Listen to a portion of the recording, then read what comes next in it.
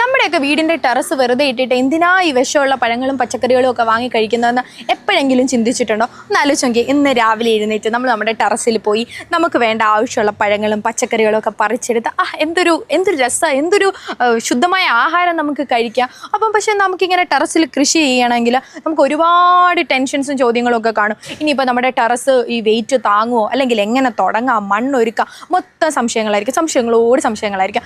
അപ്പോൾ ഈ സംശയങ്ങൾക്കൊക്കെ ഉത്തരവായിട്ട് കഴിഞ്ഞ 10-12 വർഷമായിട്ട് ടെറസ് ഫാമിങ് വളരെ സക്സസ്ഫുൾ ആയിട്ട് ചെയ്യുന്ന ചന്ദ്രിയ ചേച്ചിയാണ് ഇന്ന് നമ്മളോടൊപ്പം ഉള്ളത്. ചന്ദ്രിയ ചേച്ചി നല്ല സൂപ്പറായിട്ട് ടെറസ് ഫാമിംഗ് ഒക്കെ ചെയ്ത് ഗ്രാഫ്റ്റിങ്ങും ലെയറിങ്ങും എല്ലാം ചെയ്യും ചേച്ചി. അങ്ങനെ ചേച്ചിയുടെ ടെറസ് മൊത്തം ഇപ്പം ഒരു 19 വെറൈറ്റി ഓഫ് പ്ലാന്റ്സ് ഉണ്ട്. അപ്പോൾ ഇന്ന് നമുക്ക് ചേച്ചിയെ പരിചയപ്പെടാം.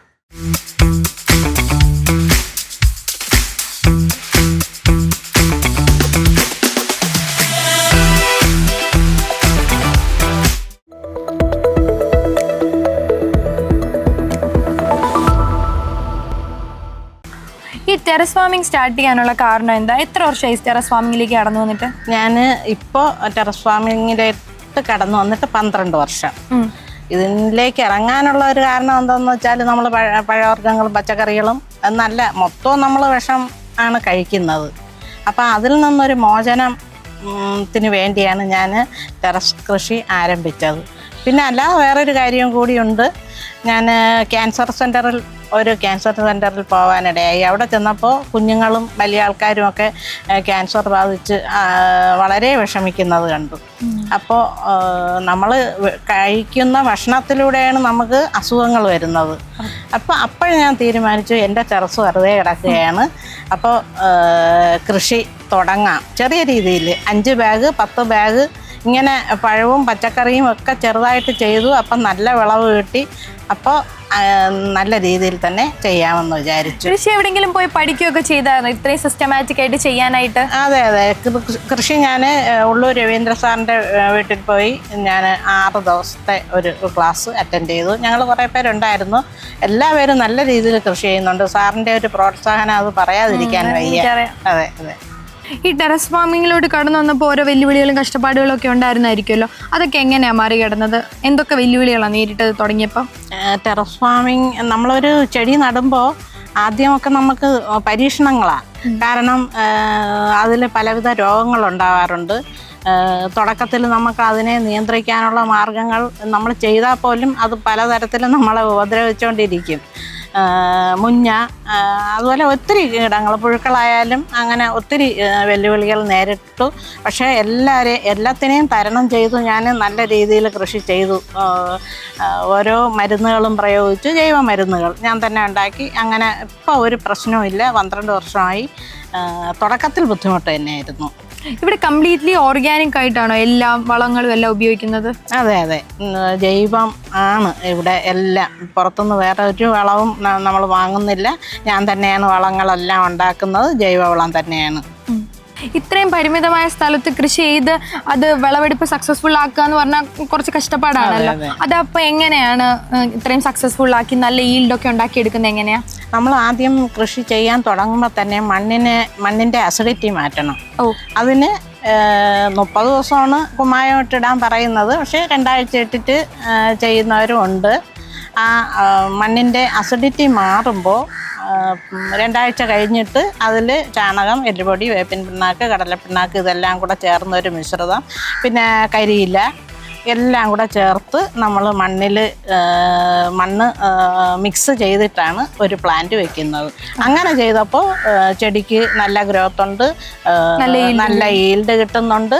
ആ കിട്ടുന്ന ഫ്രൂട്ട്സ് അല്ലെങ്കിൽ പച്ചക്കറികൾ നമുക്ക് നല്ല ഫ്രൂട്ട്സും പച്ചക്കറികളും കിട്ടുന്നുണ്ട്.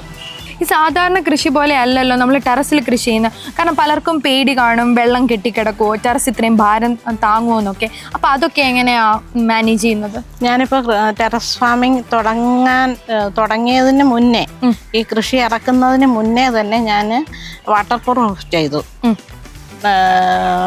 ടെറസ് വാട്ടർ പ്രൂഫ് ചെയ്തു. അതിനുശേഷം സ്റ്റാൻഡ് അടിച്ചു. ആ സ്റ്റാൻഡിൻ്റെ പുറത്താണ് ഞാൻ ഈ ബക്കറ്റും ഈ ചെടികളും മൊത്തവും വെച്ചിരിക്കുന്നത്. ചേട്ടൻ എഞ്ചിനീയറാണ്, അപ്പോൾ അത് ചെയ്തു തരാൻ ചേട്ടനെ അറിയാമായിരുന്നു. ജോലിക്കാരെ വെച്ചു ഇതെല്ലാം ശരിയാക്കിയിട്ടാണ് ഞാൻ ടെറസിൽ ഈ കൃഷി തുടങ്ങിയത്. ഒന്നും പേടിക്കാനില്ല. ഈ നമ്മൾ വാട്ടർ പ്രൂഫ് ചെയ്തതിന് ശേഷം ഈ സ്റ്റാൻഡും കൂടെ വെച്ച് നമ്മൾ ചെയ്യുമ്പോൾ ഈ വെള്ളം ടെറസിൽ കെട്ടിക്കിടക്കത്തില്ല, അത് ഒലിച്ചു പോകുന്നുണ്ട്. ടെറസിന് ഒരു ലീക്കേജും ഭാരം താങ്ങാൻ പറ്റും. ഈ സ്റ്റാൻഡുകൾ വെക്കുന്നത് കൊണ്ട് ഭാരം താങ്ങാൻ പറ്റും. വേറെ ഒരു പ്രശ്നവും എനിക്ക് ഇതുവരെ ഒരു പ്രശ്നവും ഇല്ല.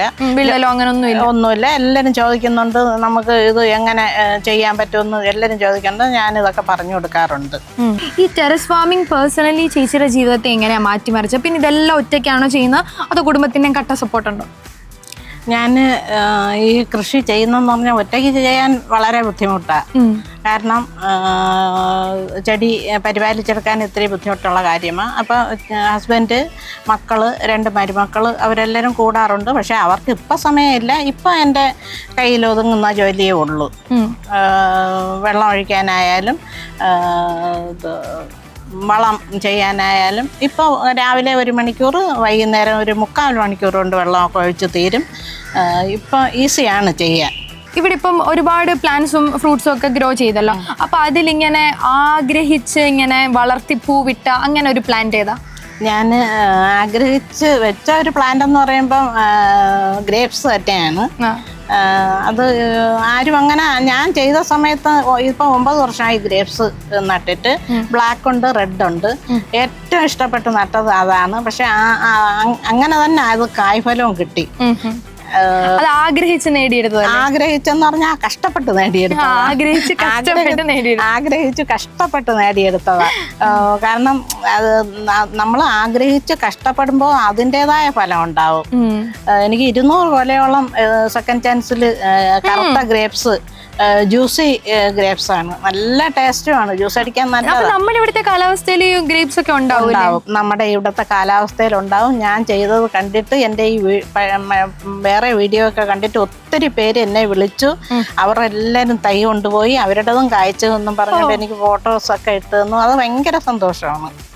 ഇതിനിപ്പോൾ ഞാൻ ചോദിക്കാൻ പോകുന്നത് ഇനി ടെറസ് ഫാമിങ്ങിലോട്ട് വരാൻ ആഗ്രഹിക്കുന്നവർക്ക് യൂസ്ഫുൾ ആയിട്ടുള്ള ഒരു ക്വസ്റ്റ്യനാണ്. ഇപ്പോൾ ചേച്ചി ആദ്യമായിട്ട് ടെറസ് ഫാമിങ് തുടങ്ങിയപ്പോഴത്തേക്കും എന്തെങ്കിലുമൊക്കെ മണ്ടത്തരങ്ങളൊക്കെ നമ്മൾ ആദ്യമായിട്ട് എന്തെങ്കിലും ചെയ്യുമ്പോൾ പറ്റുമല്ലോ. അപ്പോൾ അങ്ങനെ പറ്റിയ ഒരു അബദ്ധം എന്താ? ഇനിയും ടെറസ് ഫാമിംഗ് പ്ലാൻ ചെയ്യുന്നവർക്ക് പറ്റാൻ പാടില്ലാത്തൊരബദ്ധം? നമ്മൾ മണ്ണ് ട്രീറ്റ് ചെയ്യാതെ കൃഷി ഇറക്കുകയേ ചെയ്യരുത്. പറ്റിയ അബദ്ധം അതാണ്. കാരണം കുമ്മായം ഇട്ട് 30 ദിവസം, ഏറ്റവും കുറഞ്ഞത് 2 ആഴ്ചയെങ്കിലും ഇട്ടിട്ടേ നമ്മളൊരു പ്ലാന്റ് വയ്ക്കാവൂ. അപ്പം മണ്ണിൻ്റെ അസിഡിറ്റി മാറുമ്പോൾ നമ്മൾ വിചാരിക്കുന്ന ഫ്രൂട്ട്, പച്ചക്കറി നല്ല രീതിയിൽ നമുക്ക് വിളവ് കിട്ടും. അതാണ് എനിക്ക് എല്ലായിടത്തും വെറുതെ കൊണ്ടുവന്നൊരു പ്ലാന്റ് വെച്ചിട്ട് നമ്മൾ അതിൽ നിന്ന് വിളവ് കിട്ടിയില്ല എന്ന് പറഞ്ഞിട്ട് കാര്യമില്ല. ഈ ഒരു കാര്യം ശ്രദ്ധിക്കണം. അപ്പോൾ ഇതൊക്കെ കണ്ടപ്പോഴത്തേക്കും ഇപ്പം നിങ്ങൾക്ക് ടെറസിൽ കൃഷി ചെയ്യാൻ തോന്നുന്നില്ലേ? ഒരേ സമയം നമുക്ക് വിഷമില്ലാത്ത ആഹാരവും കഴിക്കാം, കുറച്ച് പൈസയും സേവ് ചെയ്യാം. അപ്പോൾ ഇനി എന്തിനാ കാത്തു നിൽക്കുന്നത്? അപ്പോൾ നിങ്ങൾ നിങ്ങളുടെ ടെറസിൽ കൃഷി ചെയ്യാനുള്ള ഒരുക്കങ്ങൾക്കൊക്കെ തയ്യാറെടുക്കൂ. അപ്പോൾ വീണ്ടും പുതിയ പുതിയ കാർഷിക വിശേഷങ്ങളുമായി ഫാം ട്രക്കിൻ്റെ അടുത്ത എപ്പിസോഡിൽ കാണാം.